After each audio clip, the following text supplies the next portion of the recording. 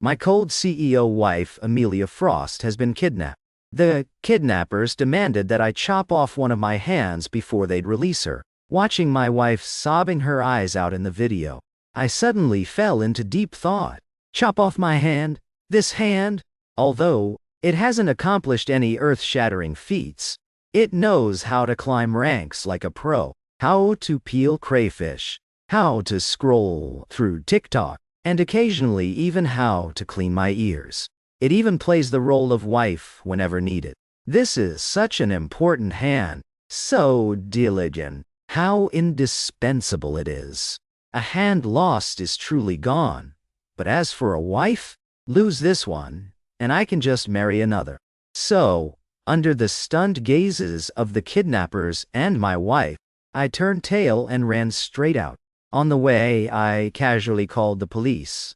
"Hello, police. There's a group here filming a movie with props that look way too realistic. I'm scared out of my wits. My name is Harlan Crane, a gloriously live-in son-in-law, the kind of character with no status in novels, looked down on every day by my in-laws and sister-in-law, with a wife about to run off with another guy. Talk about bad luck.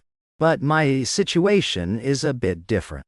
My in-laws have long since gone abroad to retire. My sister-in-law is still in school. As for my nominal wife, the icy CEO worth billions, Amelia Frost, we've been married for 3 years, and the number of sentences we've exchanged probably doesn't exceed 100. Living under the same roof, but sleeping in separate beds. As innocent as 2 cucumbers. Aside from getting 10,000 yuan in pocket money each month, and living in a villa worth hundreds of millions, my life is no different from that of an ordinary slacker. Until today, an unknown number called. "Is this Harlan Crane? Your wife Amelia Frost is in our hands." The voice on the other end was rough and hoarse, deliberately lowered to sound menacing. At that moment, I was slurping a bowl of snail noodles, nearly spitting it all out. "Big bro, did you dial the wrong number? I'm just a freeloader. Where would I get a wife from?" "Cut the crap. Come to the abandoned factory on the west side of the city. Alone. No calling the cops. Otherwise, prepare to collect your wife's body." Beep, beep, beep. The call ended, and I stared blankly for 3 seconds, quietly picking up a piece of pickled bamboo shoot. Today's flavor is top-notch. Kidnapped? And they took that cheap wife of mine too? International Comedy Hour. That plastic husband-wife bond between me and Amelia Frost. If she's kidnapped, what am I supposed to do by going to rescue her? So she can come back and keep giving me that cold stare? Or so she can deduct this month's pocket money?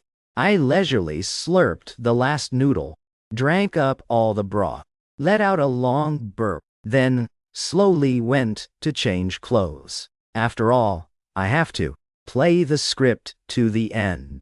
After all, my character's setup is that of a total simp madly in love with Amelia Frost. This was the agreement we signed when we got married. I'm in charge of playing the good husband, helping her fend off those annoying suitors.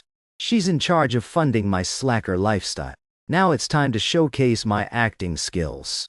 I drove the crappiest car in Amelia Frost's garage, a Wuling Hongguang, humming a tune as I went, casually cruising to the abandoned factory on the west side of the city. As soon as I got out of the car, 2 burly guys in black masks rushed over, clamping me on both sides. "Hand over your phone."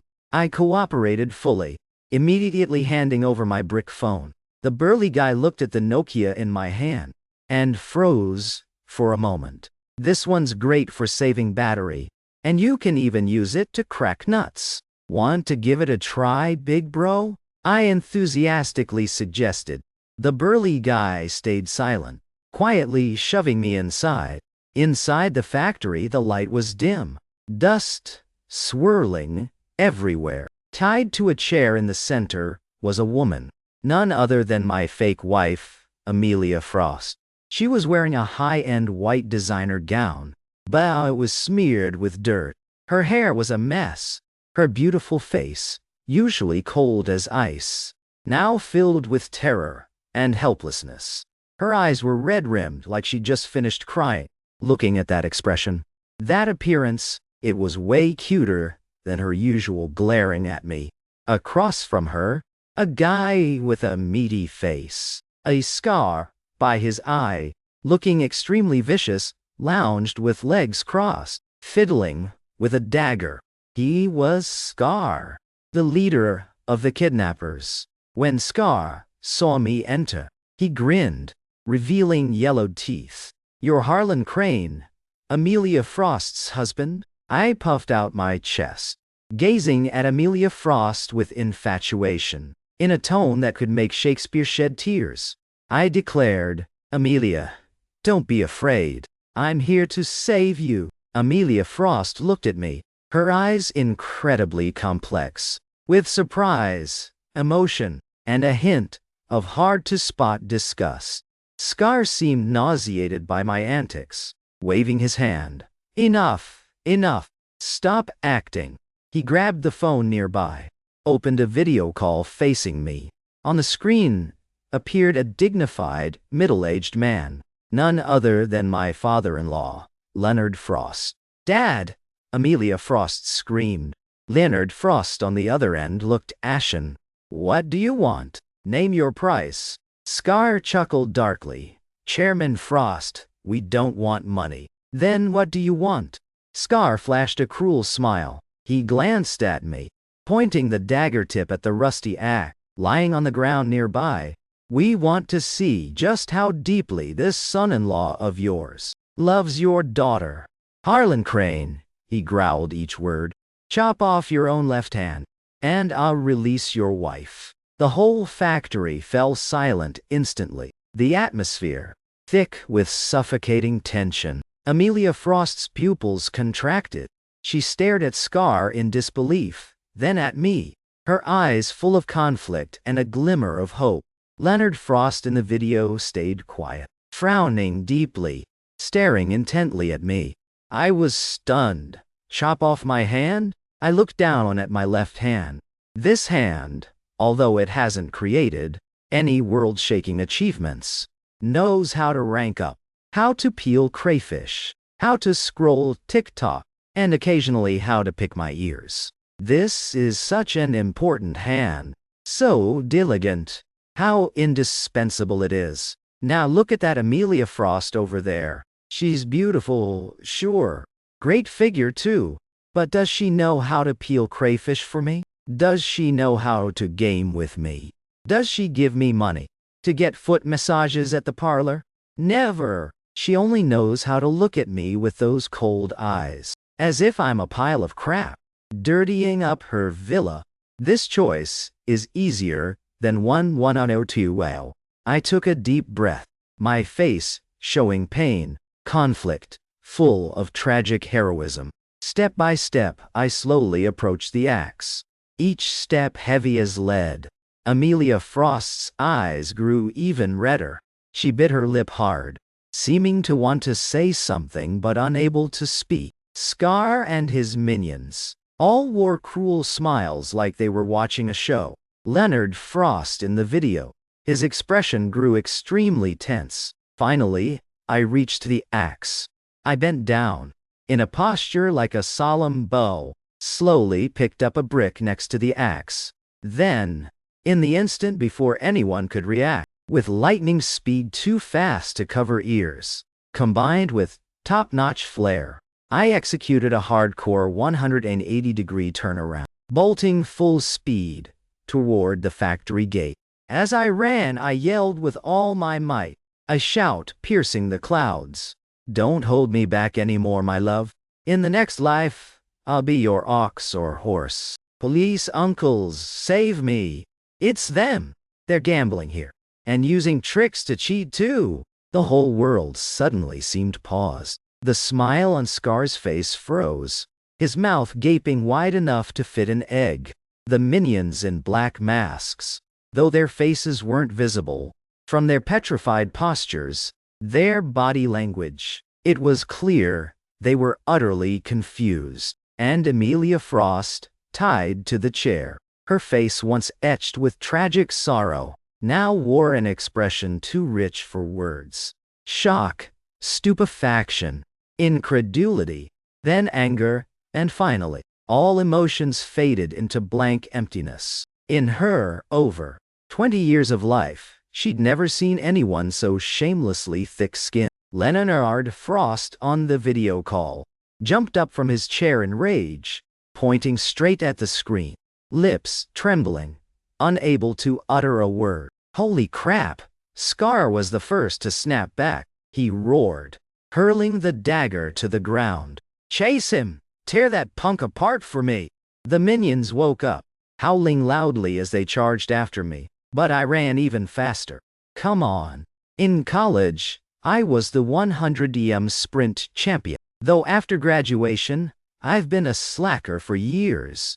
To be the first to snag the braised pork in the cafeteria, these legs have never slacked on training. I ran like a mad dog off its leash, dodging left and right, jumping all over. In this abandoned factory, Big Bro stopped chasing. I really love her. I'm going to call for backup. This is a tactical retreat, you guys get it? Doing this has no future. The law is strict these days. You're doing something foolish. As I ran, I used my top-tier trash talk skills, trying to win them over. But it had zero effect. They chased even harder. Seeing them about to catch up, I got a bright idea. Spotting a pile of empty barrels nearby, I kicked one hard. Boom, boom, boom! A dozen barrels rolled tumbling down, blocking their path. The lead minion didn't dodge in time. Tripped over a barrel, face planted on the ground, pulling the two behind him down in a heap. The scene turned into total chaos.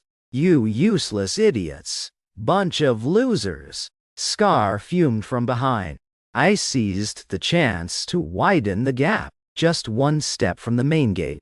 Victory was in sight. But just as I was about to dash out the door, toward the sunlight of freedom, suddenly my foot gave way. I heard a crack. The ground split open into a big hole. My whole body plummeted down. Ah! With a blood-curdling scream, the world plunged into darkness. When I came to, I found myself lying in what seemed like an underground bunker, pitch black all around, with only a faint light leaking from the hole above. I was sore all over from the fall, feeling like my bones were about to fall apart. This factory has hidden traps too? What a shoddy construction, harming people. I struggled to climb out, but my ankle throbbed in pain. It was sprained. Talk about one disaster after another. How tragic is the life of this slacker son-in-law. Just as I was lamenting my fate, footsteps sounded overhead. Scar and his minions appeared at the hole's edge, looking down at me with expressions, both relieved at catching me, and smug like a cat toying with a mouse. Run! Keep running, you punk! Scar cursed. Heaven has a path you won't take. Hell has no door yet you barge in. I dug this bunker back in the day to hide stuff. Didn't expect it'd come in handy today. Lying on the ground, I looked up at him, flashing a weak but innocent smile. Big Bro, it's a misunderstanding. Total misunderstanding. I was just heading out to stretch my limbs a bit, to build up strength for chopping my hand cleanly later. I believe you, my ass. Scar wasn't falling for it again. He signaled his minions. Pull him up for me. Immediately a rope was thrown down. I was tied up like a bundle and hauled up, tossed like a dead dog next to Amelia Frost. Amelia Frost looked at my pathetic state, her eyes ice cold. Not a trace of sympathy. Instead, filled with utter contempt and fury. I wasn't one to back down, glaring back. What are you staring at? If it weren't for you, would I be in this mess? This month's mental damage compensation definitely needs a raise. Scar picked up the axe from the ground, tossed it with a clang in front of me, making a piercing noise. Kid, this is your last chance. He pointed at my left hand, then at Amelia Frost. Either chop or I butcher her first, then you. The atmosphere tensed up like a taut string again. This time, Scar and his goons were on guard, 4 or 5 surrounding me tightly, blocking every escape. I looked at the axe, then at Amelia Frost. Amelia Frost was looking at me too. This time, her eyes held no hope, only cold despair. She seemed to have accepted her fate. I sighed. Looks like today this hand has to go. I slowly reached out my right hand, gripping the cold axe handle. Just as I raised the axe, about to give my left hand a merciful strike. To end this farce then, outside the factory, police sirens suddenly blared shrilly, from far to near, growing clearer. Everyone in the factory was stunned once more. The muscles on Scar's face twitched. He yelled, "Cops? How are there cops? Damn, who reported it?" All eyes turned to me. I looked back at them, flashing a shy smile, then pulled another phone from my pocket, the latest iPhone with a shiny screen. I waved the screen showing the call. The recipient clearly 113. "Sorry about that, guys," I said leisurely. It was me. I have this habit of always preparing a plan B. Earlier, while running, I casually made a report call. Oh, almost forgot. I also turned on real-time location and live-streamed the scene. I pointed to my chest pocket, where a tiny recording pen was clipped, flashing a red light. I said, "You guys are filming with super realistic props. I'm scared shitless. Please send some officers to protect me." Looks like the officers are pretty reliable. A silence enveloped everything, so quiet you could hear a pin drop. Scar's expression shifted from ferocious to bewildered to dazed, finally turning to horror like seeing a ghost. His minions' legs went weak with fear. Some with weak nerves started trembling. Even Amelia Frost looked at me like I was an alien. She probably racked her brains, and still couldn't figure out why I had 2 phones. Or when I'd reported it. You. Scar pointed at me for ages, but couldn't get a coherent sentence out. Bam! The factory's main door was kicked open. A squad of fully armed SWAT officers stormed in, black gun barrels aimed straight at everyone inside. "Don't move! This is the police! Hands up!" The scene turned incredibly awkward, especially for me, because I was still in the pose of raising the axe to self-mutilate. The lead officer saw me, clearly pausing for a beat. Then he shouted, "Hey, you with the axe! What are you doing? Drop the weapon now." Was I supposed to say I was about to heroically chop off a hand to save my wife's life? Would they believe me? Seeing their faces like facing a major threat, I decided on a more pragmatic approach. With a clang, I tossed the axe to the ground, then raised both hands. With an innocent face, "Officers, I'm the victim. I'm the hostage." Scar's gang reacted even faster than me. The moment the police burst in, they all hugged their heads and squatted down, their postures perfect, like they'd practiced thousands of times. "Officers, we're innocent. We're actors. We're filming a movie." Scar cried even more pitifully. "We're performing real-life art.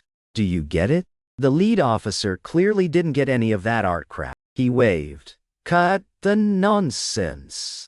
Take them all away." And so, a noisy kidnapping case ended in an extremely anticlimactic and absurd way like that. Curtain down. Amelia Frost and I, as victims, were also taken to the station for statements. In the interrogation room, a young officer poured me a cup of warm water. With a very friendly attitude, "Mr. Holland, don't be afraid. You're safe now. Tell us what exactly happened." I sipped the water to gather my emotions. Then my eyes suddenly reddened, voice choking like I was about to cry. "Officer, my life. Why is it so miserable? That father-in-law of mine is the chairman of the Frost Group, Leonard Frost. He's always looked down on me, thinking I'm not worthy of his daughter. Today, he even shamelessly hired a bunch of actors to stage this kidnapping himself, just to test me. They forced me to chop off my hand, using my wife's life to pressure me. It's insane. So cruel. I got more agitated as I spoke, pounding my chest and stamping my feet, tears streaming down. At that moment, I was scared out of my soul, but I knew I couldn't give in. If I really chopped it off, I'd fall right into his trap. He just wants to see me crippled. So, he has an excuse to kick me out later. So I got a clever idea. Pretended to run away, but actually went to call for help. I couldn't let my wife fall into those claws, nor let this inhumane test succeed. That's me using my wits, my courage to protect love, to protect my dignity, officer. I spoke with utmost sincerity, full of emotion. The young officer listened and was stunned, looking at me with eyes full of sympathy and admiration. Mr. Harlan, you've been through a lot. This isn't just a family dispute anymore. It's illegal detention, threatening others' lives. We'll handle this strictly. I gripped his hand tightly, moved to tears. Thank you, officer. You must punish them. Get justice for me. In another interrogation room, Amelia Frost and her father, who rushed over, Leonard Frost, weren't treated as kindly. I heard that as soon as Leonard Frost arrived at the station, he was seen as the mastermind, handcuffed on the spot. At that moment, he was yelling at the old officer in charge. I told you, I just wanted to test my son-in-law. This is just a prank, a family internal joke. The old officer slammed the table. Bang. Prank? You call this a prank? You hired people to illegally detain your daughter, and used weapons to threaten your son-in-law to self-harm. And you dare tell me this is a prank? We've interrogated them. Those guys confessed everything. You're the one who paid to hire them for this. Witnesses and evidence are clear. Leonard Frost, you're suspected of multiple crimes. Stand there and wait for your sentence. Leonard Frost was so angry he nearly had a heart attack on the spot. And Amelia Frost, beside him, kept her head down from start to finish, not saying a word, her face pale as paper. She probably never expected things to escalate like this. A test meant to humiliate me ended up turning into a massive scandal, humiliating the entire Frost family. Under the sympathetic gaze of the young officer, I finished my statement and strolled out of the station, carefree. As soon as I reached the gate, I saw the Frost family's legal team rushing over in a hurry. The lead golden lawyer saw me and bowed respectfully. Mr. Harlan, I waved, patting his shoulder meaningfully. Work hard. Try to get your boss a suspended sentence. I didn't bother with him anymore. Hailed a taxi back to the Villa. Took a hot shower, changed into clean pajamas, and sprawled on the big soft bed. It felt like being reborn. Though the process was a bit bumpy, the outcome was perfect. Hand intact, and the villain, aka my father-in-law, properly punished. Awesome! I cheerfully opened my phone, planning to scroll short videos to relax. Who knew as soon as I did? I was flooded with notification messages. Shocking. Billionaire female CEO tests son-in-law's loyalty. Stages fake kidnapping herself. Epic counterattack by tycoon son-in-law. Dad demands hand chop. Son sends dad to jail. Legendary turnaround. Facing kidnappers. He chose to call the... Below were all sorts of photos and videos from the scene, like Scar and his crew being pinned down by police, looking pathetic. Then blurry images of Leonard Frost yelling in the station, and close-ups of me raising the axe, with a heroic face preparing to self-castrate. Wait, no. mutilate. Below ran a bold line. A real man must be ruthless to himself. Are these netizens all demons? The comments exploded. Insane. This son-in-law is a real talent. Calm in crisis. One wave and he reports it. This play gets 10 points from me. Ha ha. Feel bad for the father-in-law. Wanted to see the son-in-law make a fool. Ended up the fool for the whole world. Am I the only one who noticed? This son-in-law's desperate run looks just like me rushing to the cafeteria after work. You're not alone upstairs.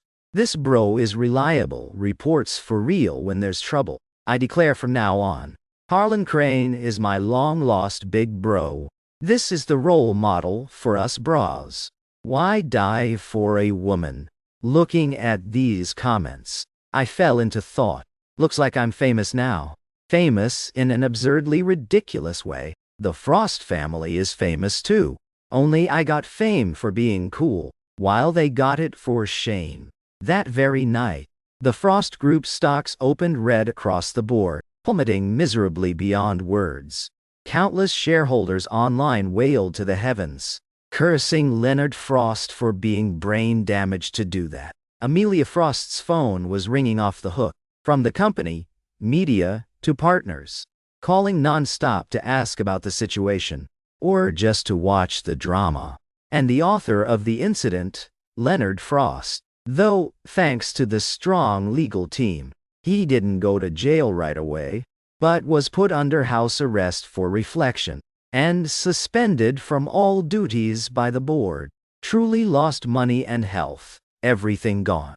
Late at night, Amelia Frost dragged her exhausted body back to the Villa d'Ardette. As soon as she stepped in, she saw me lounging on the sofa, munching chips while scrolling TikTok, super chill. The TV was still playing Pleasant Goat and Big Big Wolf. Seeing my carefree absurd demeanor, the anger she'd suppressed all day, finally erupted. Harlan Crane! She charged over, snatched the chip bag from my hand, and threw it hard to the ground. Are you satisfied now? Making such a mess. Turning the whole Frost family into a laughingstock. You're thrilled, aren't you? Her eyes were red-rimmed, voice trembling with rage. I leisurely sat up from the sofa, picked up a chip from the floor, blew off the dust. 5-second rule, still good to eat. Then I popped it in my mouth, crunching loudly. I looked at her, calmly saying, Amelia Frost, you're wrong about one thing. The one who messed this up isn't me. It's you, and your dad who loves playing smart, always setting up silly tests. You knew it was fake, but still played along, wanting to see me humiliated. Now you can't turn back? Don't blame me for not following your script. My voice wasn't loud, but each word landed like a slap straight to Amelia Frost's face. She was speechless, chest heaving violently. You bastard. Yes, I'm a bastard, I admitted nonchalantly. But a bastard is still better than a fool. You think I didn't know what you were up to? Just wanted to humiliate me, force me to initiate divorce, so you can rightfully go to that childhood sweetheart, Victor Drake, right? Amelia Frost's face instantly paled. I'm telling you, don't even dream. I stood up, stepping in front of her, looking down arrogantly. This marriage I'll definitely divorce. But now, wait until I'm done playing. Wait until I piss off your dad to a stroke. Wait until I crush that Drake guy underfoot. I'll leave on my own. For now, I smirked. You and this Frost family just slowly enjoy the surprises I bring. With that, I ignored her, headed straight upstairs to my room, leaving Amelia Frost standing dazed. In the living room, shivering with cold. The days after that, my life was utterly carefree. Leonard Frost was suspended. Amelia Frost was buried in handling the company crisis. No one had time to mind me. Every day I slept until I woke naturally, ate then sunbathed in the yard, or drove the Wuling for a breeze. Thanks to that kidnapping. Now I'm a legit internet idol. On the street, sometimes recognized. Insane. Isn't this the turnaround son-in-law who bolted? Big bro, can I get a pic? You're my heart's idol. Big bro, teach some experience. How to be as tough as you. I turned no one down. Enthusiastically interacting with fans, posing for photos and signing like an A-lister. I even set up a live stream account, named The Self-Awareness of a Live-In Son-in-Law. On the first broadcast, I recounted that day's mindset. Bros, the situation was tense as hell back then. One side, my beloved. The other, my left hand. My inner turmoil was brutal, utter agony. But I suddenly thought, as long as the green hills remain, no worry about firewood. Only alive can you start over. If I croak, who saves my love? So I decided to turn and run. This is wisdom. Boundless love. The livestream audience laughed their asses off. Where's the shame? Never seen anyone so shamelessly thick as this prophet. Learned it. Next time wife makes me kneel on durian, I'll say I'm training my knees to serve her better later. My streams blew up in days, hitting 1 million followers. Donation money flowed like water. I even got a game ad endorsing their running game. I thought up the slogan, run like lightning, leave your love to me, while my idol career soared like a kite in the wind. The Frost family's crisis deepened. Due to that scandal, the Frost Group's reputation plummeted. Key partnership projects all paused. That Drake guy, Amelia Frost's childhood sweetheart, CEO of the Drake Group, Victor Drake, even stabbed them in the back. He not only publicly canceled collaborations with the Frosts, but went around poaching talent, leaving the company in turmoil inside and out. Stock prices hitting rock bottom betrayal. Tonight, after streaming, I was gleefully counting today's donations. When Amelia Frost pushed the door in, she looked even more haggard than days before.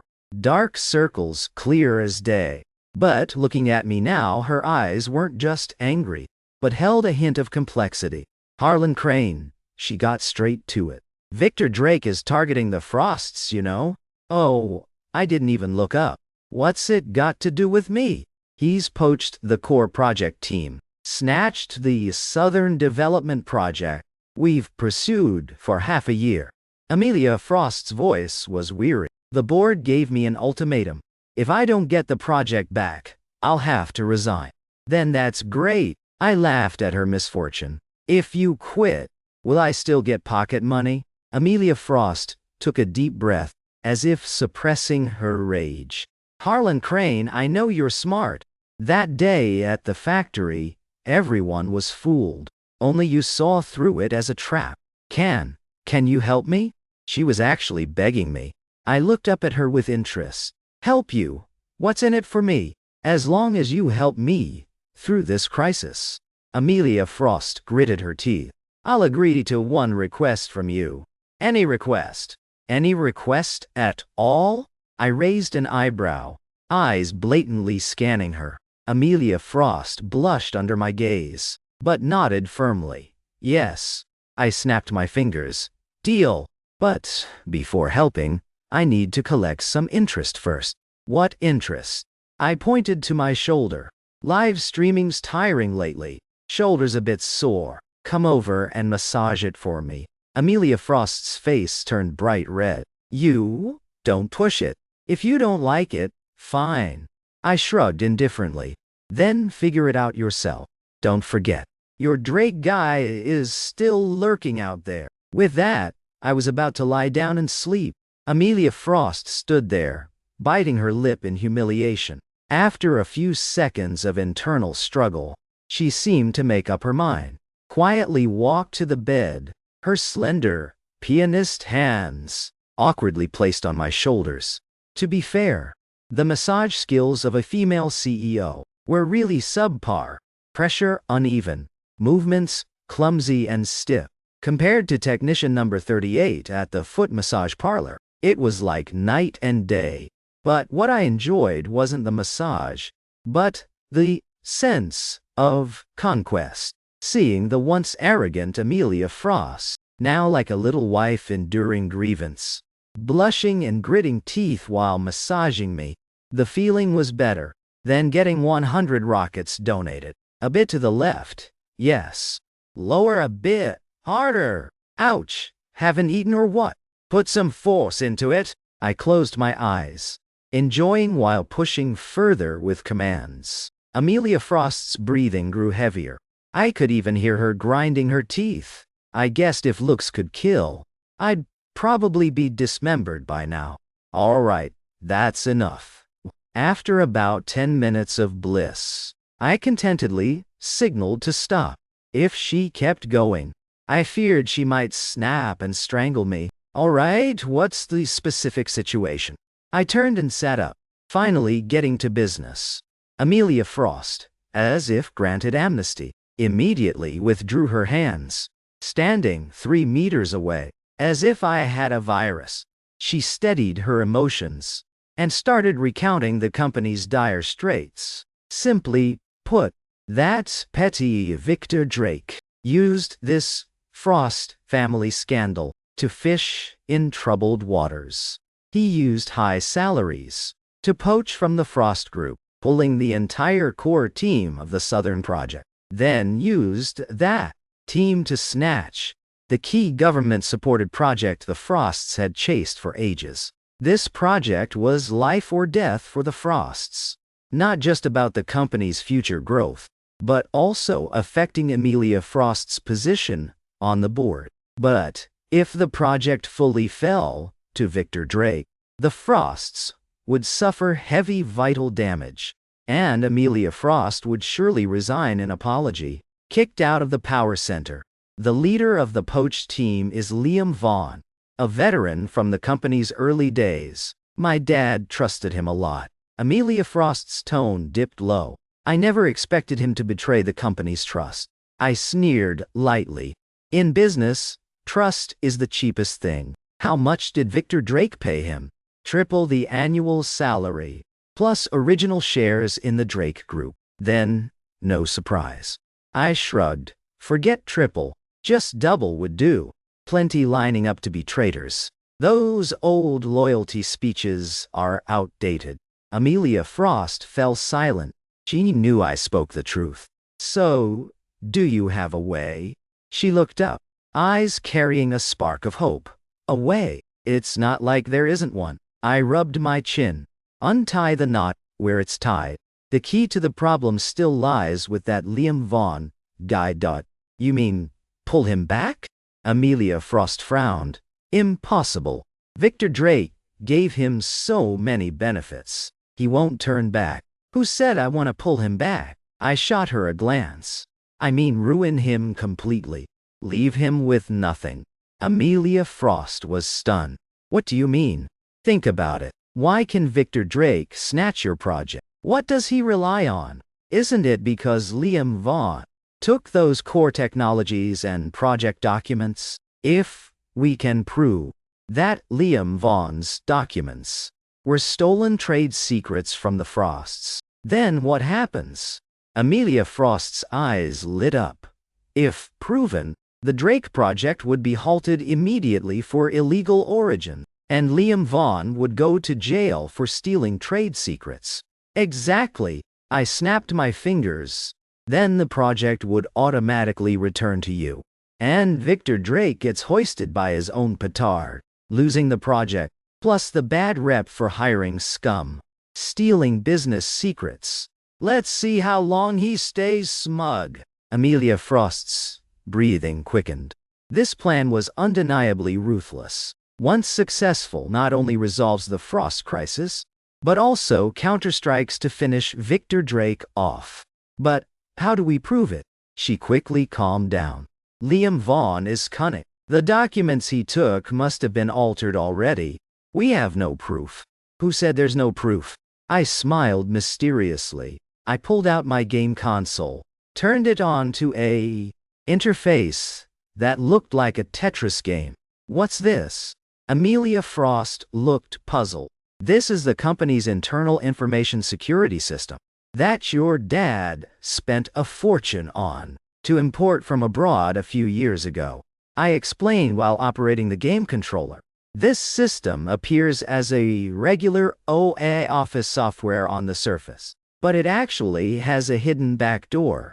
All files processed on company computers will be encrypted, automatically backed up to this game's server. And the admin account and password for this backdoor, only your dad knows. How do you know about it?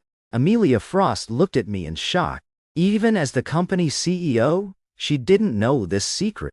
Last time your dad got drunk and insisted I play games with him. He let it slip by accident. I casually made up a story. The truth was, one time I was too bored, planning to snoop on Leonard Frost's computer for some study materials, and stumbled upon it by chance. Amelia Frost was too lazy to even curse anymore. My fingers flew across the controller, blocks on the screen disappearing rapidly. Quickly, a hidden folder appeared.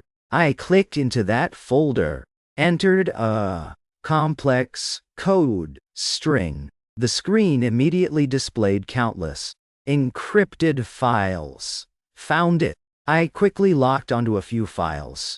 This is the full operation log of Liam Vaughn's precious project documents before he quit. Accurate to the second. There's also his chat logs with Victor Drake, email exchanges, transfer history, everything complete, nothing missing. I turned the laptop toward Amelia Frost. Seeing the ironclad evidence on the screen, Amelia Frost was horrified, speechless. She looked at me like I was a monster. This man, in her eyes, had always been a useless slacker who only knew how to party. Yet now, he not only saw through her dad's trap, resolved the crisis in an unexpected way, but also easily found evidence that even she was helpless with. What kind of person was he, really? We have the evidence now. What do you plan to do next? I shut down the computer and asked, report to the police right away or what? No! Amelia Frost interrupted me. Her eyes turned cold and sharp, restoring the decisive female CEO demeanor. Reporting to the police now would let them off too easy. I want to hold a press conference. Expose this evidence in front of all the media. I must ruin Liam Vaughn and Victor Drake completely. Amelia Frost's work efficiency was extremely high. The next day, the Frost Group sent invitations to all media in the city, announcing a press conference on the Southern Project in 3 days. The news caused an immediate stir. Everyone thought the Frosts couldn't hold on anymore, planning to publicly admit defeat and bow to the Drakes. Victor Drake was even more smug, forgetting himself, boldly declaring in an interview, "The Frosts are history. Miss Frost is an excellent businesswoman. But unfortunately, she was born into a declining family. If she's willing, the Drake doors are always wide open to welcome her." These words were full of the victor's arrogance, as if bestowing grace on the defeated. Online was flooded with voices mocking the Frost family. Tisk. The Frosts are done for this time. What can you do? Offend anyone but offend young Master Drake. Where's that son-in-law? Why so quiet? Hurry and show up for another legendary move. Meanwhile, for those 3 days, I was busy with a major task. I launched on my live stream a city-wide people search campaign, looking for a woman named Tina Pham. Based on the clues I provided, Tina Pham, female, around 25 years old, a hostess at a KTV died tool half a year ago, got knocked up by an IT guy, surnamed Vaughn, and the result was he not only shirked responsibility, but also dumped her, leaving her to slink back to her hometown alone to wait for birth. I declared myself a distant cousin of Tina Pham, now wanting justice for this poor sister, so I offered a 100-0 reward. Just provide Tina Phamb's contact info or clues about that scumbag Vaughn, and get the reward on the spot. Money can buy miracles. My millions of fans instantly turned into Sherlock Holmes, scouring everywhere. Very quickly, clues poured in nonstop to me. And the scumbag Vaughn I was looking for was none other than the betrayer of the Frost family, project leader Liam Vaughn. 3 days later, the press conference went as scheduled. The scene was packed like a festival. Cameras and recorders everywhere. Almost all city media present. Victor Drake came too, as the victor, invited to the front VIP row, face beaming like he struck gold. Utterly smug, Amelia Frost, in a black business suit, coldly stepped onto the stage. Everyone held their breath, waiting for her surrender declaration. But as soon as Amelia Frost spoke, everyone was floored. Today's press conference is not to announce abandoning the Southern Project, but to expose a despicable, shameless theft of business secrets. With that, the big screen behind her started playing. The evidence I found. Full logs of copying core company documents. Chat history with Victor Drake. Bank statements of Victor Drake's transfers to him. All ironclad evidence right there. The whole hall erupted in chaos. Reporters' flashes fired nonstop like out of control. Victor Drake in the front row. His smile suddenly froze, face turning pale. He never dreamed Amelia Frost would have this evidence. Slander. This is obvious slander. He jumped up, roaring bitterly. It's all fabricated. Amelia Frost, to win. You dare use such cheap tricks to frame? Amelia Frost sneered. Mr. Drake, don't rush. The good part is still coming. She snapped her fingers. The hall door opened. Several officers walked in, heading straight to Victor Drake's right-hand man, Liam Vaughn. Liam Vaughn's face was bloodless now, legs shaking like a leaf. Mr. Liam Vaughn, you're suspected of stealing and leaking business secrets. Please come with us. Liam Vaughn collapsed limp to the ground on the spot. But it wasn't over yet. As soon as the police took Liam Vaughn away, a young pregnant girl, belly huge, sobbing dramatically, supported by a man in sunglasses and full mask, appearance, looking quite familiar, was led onto the stage. I'm Tina Pham. The girl took the mic, voice trembling but clear. Liam Vaughn, that beast. He tricked me body and soul. He said he'd marry me. But as soon as I got pregnant, he dumped me, even threw money at me to get an abortion. Today I must expose this scumbag to the world. The girl sobbed her story, while showing hospital reports and bank transfer history. Died. The sender was clearly Liam Vaughn. If business theft only ruined Liam Vaughn's reputation, then the scandal of hitting and running, abandoning a pregnant girlfriend, nailed him to the pillar of shame, never to rise again. The scene truly exploded, drama after bigger drama. Truly the blockbuster of the year. Victor Drake's face went from pale to purple like pig liver. He stared at the man, in sunglasses and full mask, a bad premonition hitting suddenly. The guy slowly removed the mask and sunglasses, revealing a face. Hot online lately. Handsome yet goofy. It was me. I smiled friendly at the reporters waving. Hi everyone. I'm Tina Pham's cousin here. Then I turned to the ashen-faced Victor Drake, smile turning teasing. Mr. Drake, surprise. That talent you spent a fortune poaching is not just a corporate spy, but the century's top scumbag. Now, do you think your project has any legality left? Victor Drake staggered, nearly unable to stand. He lost big time, lost everything. He not only missed the project, but brought a ton of scandal on himself. The Drake Group's reputation suffered heavily. from associating with this spy scumbag. He looked at me lounging on stage, and a cold Amelia Frost, eyes full of hatred and unwillingness. He knew it was all my setup. Me, Harlan Crane, the useless son-in-law he never respected, yet spun him like a top. Harlan Crane, he gritted his teeth, growling. You just wait. With that, under the reporter's siege, and flashing lights non-stop, Han fled the scene in utter humiliation. The press conference ended with a resounding victory for the Frost family. Amelia Frost stood on stage, looking at the chaotic reporters below, and at me, eloquently speaking under the spotlights, enjoying everyone's admiration. Her eyes grew more complex. This man was like a puzzle. Thought useless, turns out master planner. Thought heartless, turns out seeks justice for an unknown cousin. Thought playboy slacker, but strikes more ruthlessly than anyone. She realized she couldn't see through him more each day. The press conference triumphed. Frost family cleared shame. Stocks surged back. Southern Project reclaimed.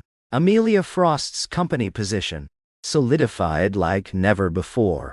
And me, as silent hero, with righteous cousin image, went viral online again.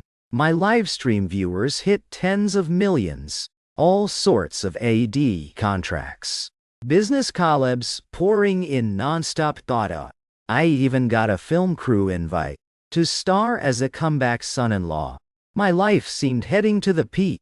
That night, at the villa, to celebrate victory, Amelia Frost exceptionally cooked herself, making a lavish feast, though the taste was a bit meh. Hey, this sweet and sour ribs. Did you mix up vinegar with fish sauce? I tasted a bite, nearly souring my teeth off. And this fish, you sure it's cooked? I think it can still be saved. Amelia Frost's face alternated red and white. Eat if you want, or get out. She slammed her chopsticks down angrily. Eat! Of course eat! With my highest survival instinct, I stuffed that half-raw fish in my mouth, choking it down. Delicious, super delicious. Tastes like your mom's. Amelia Frost. My mom doesn't know how to cook. The atmosphere turned extremely awkward. To break the silence, I took the initiative. The condition you promised me before, still counts, right? Amelia Frost's body stiffened, warily looking at me. What are you planning? Don't worry, I'm not that type. I just have a small request. I rubbed my hands, flashing a shy smile. See, this month I helped you solve so many troubles. No credit, but at least effort, right? Plus, the whole world gossiping. I've suffered enough grievances. This request of mine. I took a deep breath, face utterly serious. Next month, I want you. No credit, but at least effort, right? Next month, can my pocket money get a slight increase? Amelia Frost was stunned. She'd thought of thousands of possibilities, even prepared for the most outrageous requests from me. But she never expected, after all my efforts, all I wanted was a bit more pocket money. She looked at me like I was an idiot. That's it? Just that? I nodded firmly. Don't need much money, enough to spend is fine. I'm not really into money anyway. In my mind, increase pocket money first. Later in divorce asset, split. It'll give more leverage to negotiate. Amelia Frost was silent for a long time, then took a black card from her bag, placed on the table. This card has no limit. Swipe as you like. My eyes lit up like headlights. Unlimited black card? Insane, this is the true love of a rich lady. With lightning speed, I stuffed the card in my pocket, fearing she'd change her mind. Heh, since you're so sincere, I'll respectfully accept. I cleared my throat, face full of righteousness. Don't worry, I won't spend recklessly. I'm famously the thrifty husband manager. Amelia Frost looked at my money-grubbing demeanor, her mouth corner uncontrollably twitching up, flashing a smile she herself didn't notice. This meal ended in an atmosphere both weird and harmonious. The following days passed unusually peacefully. With the black card in hand, I started enjoying the dream life of spending like water. Today, buy a limited supercar. Tomorrow, charter a jet to Maldives for fishing. The day after, go to foot massage parlor. Call numbers 1 to 88 to serve me fully. As for Amelia Frost, she seemed to ignore my decadent life. She no longer showed me a cold face, though still not talkative, but the ice in her eyes melted a lot. Sometimes when I game late at night, she quietly brings me a hot milk. When I come home drunk, she frowns, but clumsily helps change shoes, wipe face. Our relationship was undergoing subtle changes, no longer like sworn enemies, but starting to look like a real couple. This feeling made me a bit uncomfortable. I originally aimed to destroy the Frosts, then leave proudly. How can I sink into this gentleness? Not good. I need to do something to break this harmony. But before I could scheme, trouble came knocking. Victor Drake, the man I played till he lost his pants. He was back, and in a way I never expected. That day, Amelia Frost and I were having breakfast at home. TV suddenly interrupted with breaking news. Former chairman of Drake Group, famous entrepreneur Victor Drake, early this morning, fell freely from his high-rise, dead on the spot. Police initially ruled suicide, but a suicide note was left at the scene. The note named Frost Group CEO Amelia Frost and husband Harlan Crane. On air, the reporter read the dramatic suicide note. It's them. It's Amelia Frost and Harlan Crane, who used despicable means to rob me of everything, ruined my career, ruined my life. Even as a ghost, I won't spare them. I use my death to curse them to bad ends. Amelia Frost and I were both stunned. Victor Drake dead and left such a note? What divine plot is this? My first reaction: this is absolutely a conspiracy. A selfish guy like Victor Drake, valuing his life above gold. How could he suicide? Even bankrupt, begging under bridges, he'd never choose death. Ding dong. Doorbell rang. I checked the surveillance camera, saw several officers at the door, led by me, the old officer from the previous kidnapping case. My heart skipped a beat. What's coming will come. I opened the door. The old officer looked at us gravely. Miss Amelia Frost, Mr. Harlan Crane, Victor Drake, is dead. He left a will, accusing you two of driving him to death. Now, please come with us to the station for investigation. Back to this familiar station again. My mood was truly complex. Last time as victim hero, this time as murder suspect. This roller coaster life is thrilling. In the interrogation room, the old officer placed the printed suicide note before me. Mr. Harlan, anything to say on this? I picked up the note, examined it carefully, then threw out a sharp question. Officer, now typed suicide notes count too? I thought it had to be handwritten to be legit. Moreover, these lines are all accusations against us. Not a single regretful word for his parents. This doesn't match a dying person's mindset at all.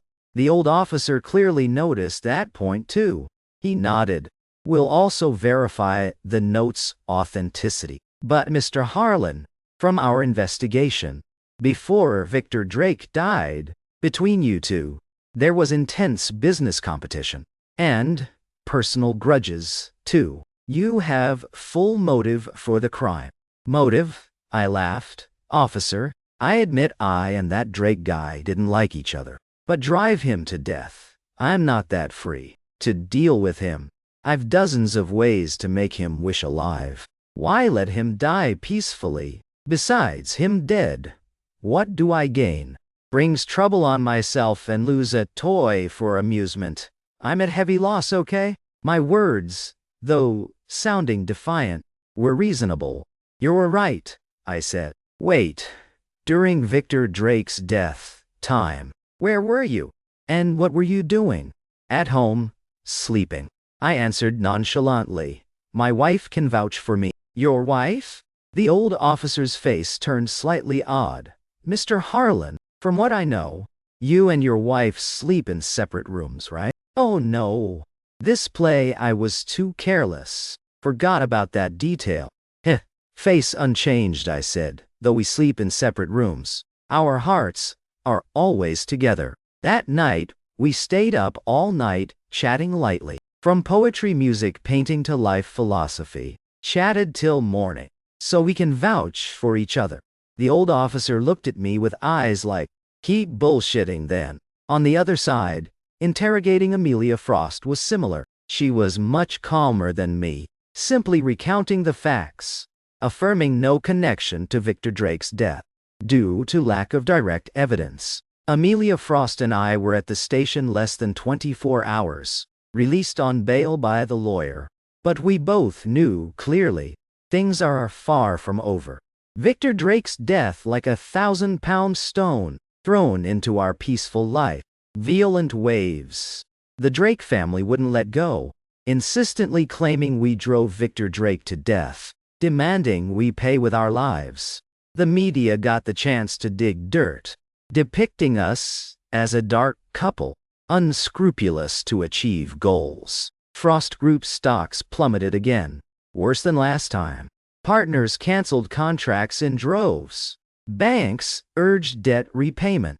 Company internals panicked. The entire Frost family fell into an unprecedented crisis. In the villa, the atmosphere was tense to the extreme. Amelia Frost sat on the sofa, face ghastly, pale, not saying a word.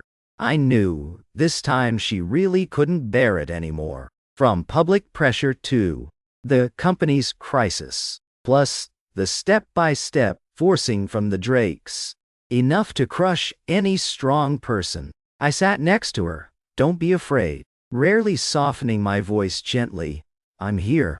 Amelia Frost looked up, red-rimmed eyes at me. Harlan Crane. Is it? Did I really do wrong? If at the beginning we didn't push Victor Drake too far, maybe he wouldn't have died. She started self-doubting. You're so naive. I couldn't help tapping her head lightly. I've told you, Victor Drake definitely didn't suicide. This must have someone pulling strings from behind. To take down us two, take down the Frosts. But who would do that? That's what I'm investigating. I stood up, eyes turning keen. They dared play dirty tricks. Don't blame me for flipping the table all the way. I took out my phone, dialed a number. Hello, Scar? It's Harlan Crane. On the other line, a familiar voice with a touch of flattery. Oh, Mr. Harlan. How come Big Bro remembered to call little me? Any orders? None other than the leader of the fake kidnapping I tricked into the station last time. Scar, after getting out, don't know what he figured. Insisted on making me Big Bro, saying following me has better prospects. I was lazy to care about him originally, but now it's the perfect time to use him. Help me check a person. I got to the point. The night Victor Drake died, all suspicious people and vehicles around that building. I want to know everything. Piece of cake, Mr. Harlan. Leave it to me. Scar thumped his chest, guaranteeing, my boys have no other talents. But this scouting alleys stuff, we know it inside out. After hanging up, I turned to Amelia Frost. Handle the company stabilization. No matter how outside turns around, don't respond. Remember, we're innocent. Straight tree, not afraid, crooked shadow. But the board. If those old farts dare complain, tell them. I laughed coldly. The next one to fall from a high-rise might be you. Amelia Frost was floored by the killing intent in my words. But for some reason, seeing my calm and powerful demeanor now, her pounding heart suddenly calmed in a magical way. As if with this man here, any big problem could be solved. Scar's efficiency exceeded my imagination. Just one day later, he brought me a key clue. Big bro Harlan checked it. Scar's voice on the phone. Extremely excited. The night Victor Drake croaked in the building's parking garage, there was a black van, super suspicious. It entered half an hour before Victor Drake fell. Just 10 minutes after the fall, it zoomed out. Plus we checked the cams. That license plate was fake. What about the people in the van? I pressed. Couldn't see clearly. All in hats and masks, fully covered. But one of my little bros that night happened to deliver milk tea nearby. He said he thought he saw someone familiar stepping down from that van. Who? Lucas Frost. Lucas Frost? I paused for a moment. This name sounded familiar. It took me half a day to think. I fished it out from some corner of my memory. Lucas Frost, none other than the blood brother of my fake father-in-law, Leonard Frost, aka Amelia Frost's second uncle. If I remember right, it was for embezzling funds. Years ago he was kicked out by Leonard Frost. Vanished since then. How is he connected to Victor Drake's death? A bold hypothesis formed in my mind. Scar. Keep checking for me. I said gravely, check all recent activities of Lucas Frost, who he contacted, how his money transactions were. The more detailed, the better. Yes, big bro. After hanging up, my face became extremely grave. If my hypothesis is correct, this isn't just a business revenge anymore. It's a meticulously planned play, targeting the entire Frost family in a family civil war style. I didn't tell Amelia Frost about this immediately. Before having concrete evidence, I didn't want her to bear more pressure. I started investigating secretly alone, using my internet idol fame and my all-powerful fans. I quickly dug to the roots of Lucas Frost. Turns out after being kicked out, he always lived in poverty and misery, plus head-deep in debt from gambling.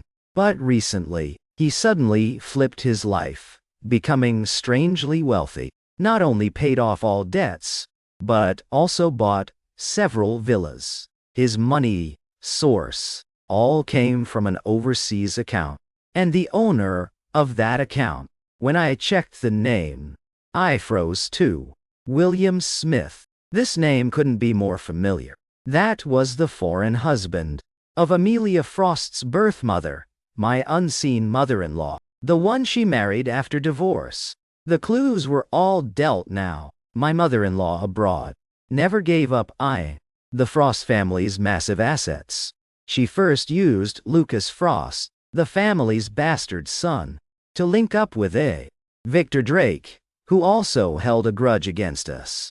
They conspired to stage Victor Drake's fake suicide, to frame us with the guilt, to destroy the Frost group, disrupt the Frost family, so she could appear as a savior, ally with Lucas Frost, size, company, control rightfully, truly, a hardcore mantis catches cicada, unaware of sparrow behind moon. Women's hearts are truly deep.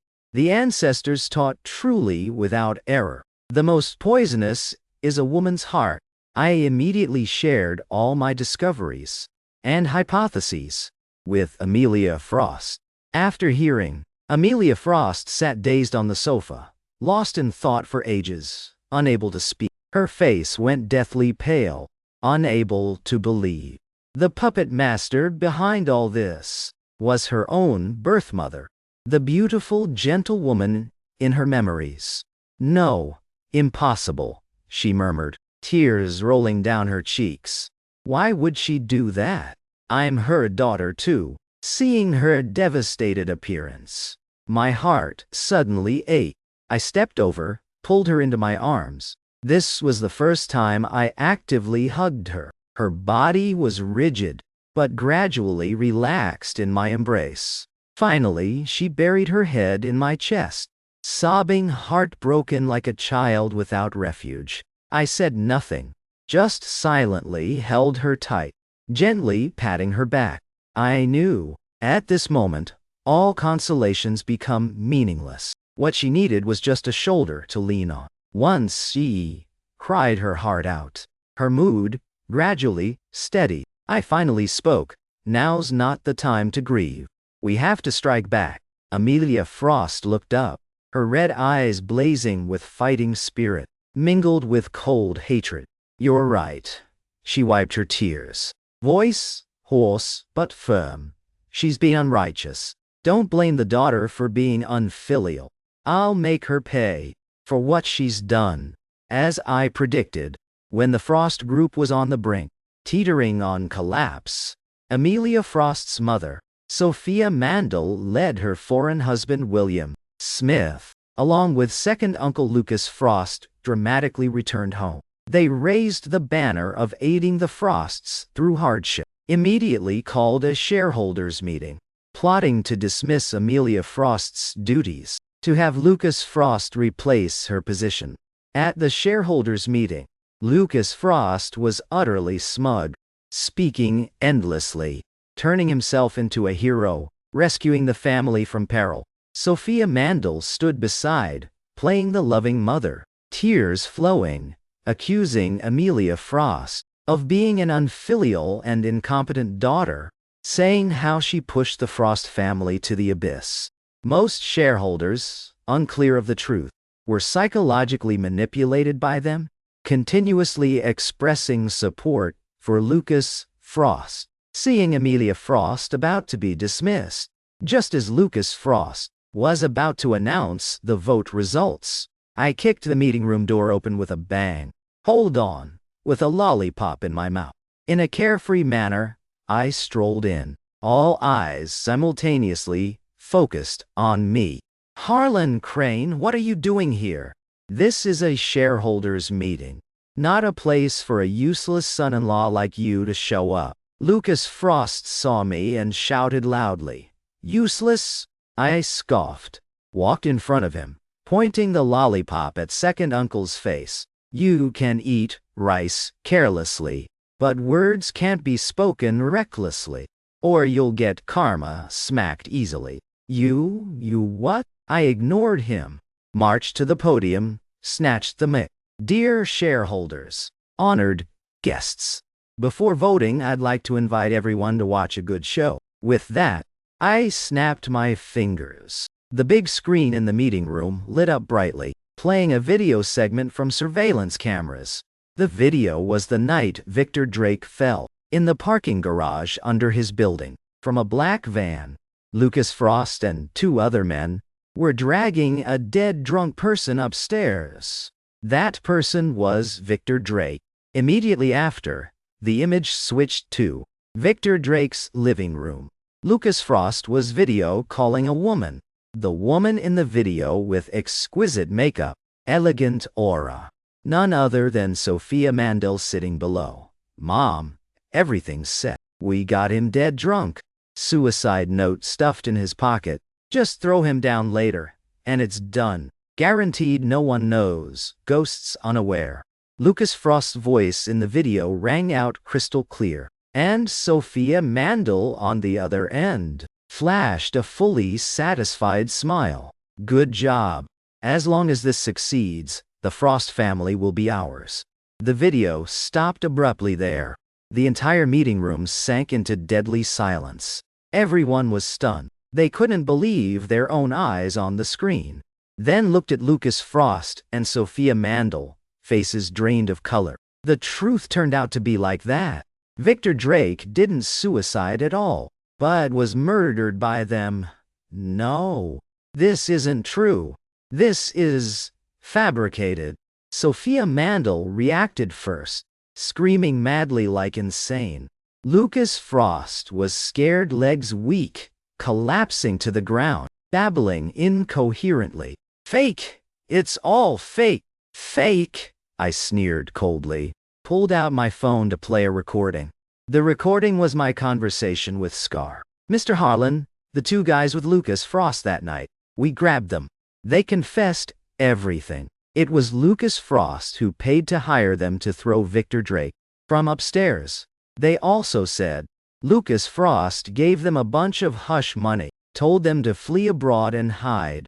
As the recording ended, I tossed out a stack of bank transfer records. This is Madame Sophia Mandel's transfer log to Lucas Frost. And this is the proof of transfer from Lucas Frost to those two killers. Witnesses and evidence are clear now. I stepped in front of Sophia Mandel, looking down at the once noble, elegant woman, now no different from a mad hag. Now, do you have anything left to say? Sophia Mandel was completely broken. All her meticulously built plans for so long turned out at the last minute, destroyed in a flash by this very useless son-in-law she never respected. Ah, she screamed and lunged at me, intending to scratch my face to shreds. But I'd never let her succeed. I sidestepped lightly to avoid. She grabbed air, high heels twisted, face planted on the ground pathetically. And at that exact moment, the meeting room door opened once more. A squad of police stormed in, led by that same old officer from before. He walked to Sophia Mandel, and Lucas Frost raised handcuffs. Madam Sophia Mandel, Mr. Lucas Frost, you two are suspected of intentional homicide and business fraud. Now I officially arrest you two. The dust settled. A brutal family civil war ended in such a dramatic way, like that. 1 month later, under Amelia Frost's leadership, the Frost Group gradually got back on track, and I finally got to enjoy my dream, slacker, life. That day, I was lying on a lounge chair in the yard sunbathing, sipping an iced Coke, when Amelia Frost approached and sat beside me. Today she wore a pristine white dress, long hair loose over shoulders, under sunlight looking beautiful like a fairy. Harlan Crane, she softly said. Thank you. For what? I asked, lazily back. Thank you for everything you've done for me. For the Frost family. Oh, that stuff. I waved. No need to thank. It was all a transaction anyway. The black card you gave works pretty well. Amelia Frost looked at me, suddenly smiling, her smile like melting ice snow, as if all things awakened. I watched, slightly dazed for a moment. Harlan Crane. She looked straight into my eyes, said seriously, let's start over from the beginning, okay? Huh? I was stunned. Not that fake agreement show, but start over as a real husband and wife. Her cheeks flushed pink, in her eyes, full of gentleness and expectation I'd never seen before. I looked at her, my heart a jumble of emotions. I admitted after the recent series of events, I really developed some strange feelings for this icy woman. But me, the man aiming to be king of son-in-laws, how can I be easily tied down by one woman? After pondering a bit, then with a fully serious face looked at her. I can start over with you, it's not impossible. But I have one condition. What condition? Amelia Frost asked nervously. I cleared my throat, slowly saying, from now on, all the dishes at home are yours to wash all, okay? The end.